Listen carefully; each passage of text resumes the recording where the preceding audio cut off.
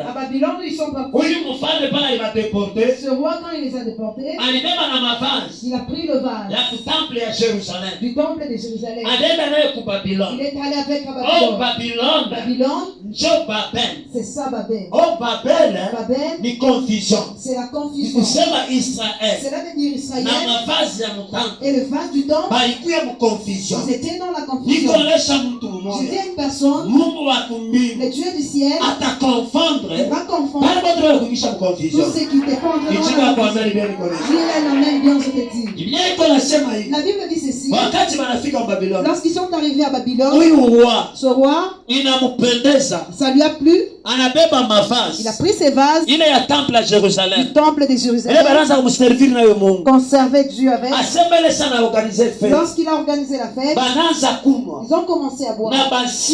Et ces anciens, ils sont en train de boire. La Bible me dit, dans la joie de la fête, le roi prenait la bière et avec ses concubines.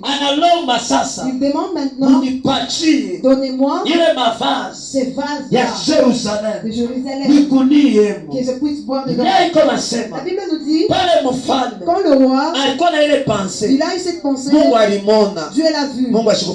Dieu n'a rien fait. Lorsqu'on a porté les vases, Dieu l'a vu et Dieu n'a rien dit. Lorsqu'on est en train de verser la bière dans des vases, Dieu a vu et il n'a rien fait. Dieu attendait quoi? Il attendait lorsqu'ils ont fini de boire pour qu'il puisse intervenir. Je dis à une personne, quel que soit le combat que tu as, le silence de Dieu ne veut pas dire que Dieu n'est pas là. Il dit dans Isaïe, olé, que toi qui es en train de prier, si on ne t'a pas encore pillé, si tu termines à prier, tu seras aussi pillé. Dieu attendait qu'il puisse finir pour qu'il puisse intervenir. Laisse-moi te dire, l'intervention de Dieu sur la chose qu'on a pris de toi, dans le trouble dans le monde de ténèbres. Ils vont manquer le repos.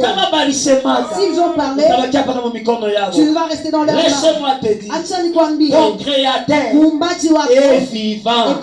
Il s'élèvera au l'éternel sur la terre.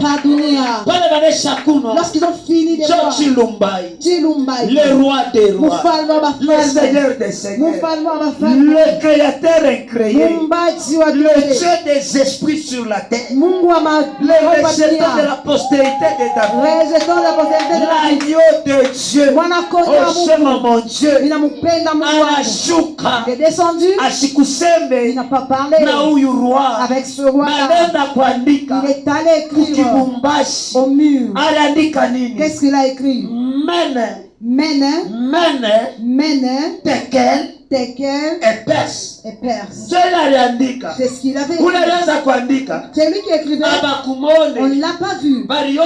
Ils ont juste vu le doigt en train d'écrire. Laisse-moi te dire, même Pharaon, avec les sorciers de l'Égypte, miracle de Mungu alifanya. De tous les miracles que Dieu a fait. Écoute, il dit, non, Pharaon, il y a une attaque moukono. Ça ce n'est plus la main. Mais ça c'est le doigt de Il n'a l'Éternel. plus de kilo les qui ont une personne. Le doigt de l'Éternel, ça va apparaître. Le doigt de l'Éternel apparaîtra. Parce qu'il écrivait, on a appelé les astrologues, on a appelé le devin, on a appelé tout le monde. C'est pourquoi il a connaissance. Il y a confiance dans Mungu. Notre chrétien n'échoue jamais. On va faire confiance. Mais à lui confiance. Alléluia. Amen. Alléluia. Amen. Mungu atubariki sana. Que Dieu nous donne sa bonne. Bantu kumulini kasubali sababu kwa mbele ya moyo. Akutule tusali balo.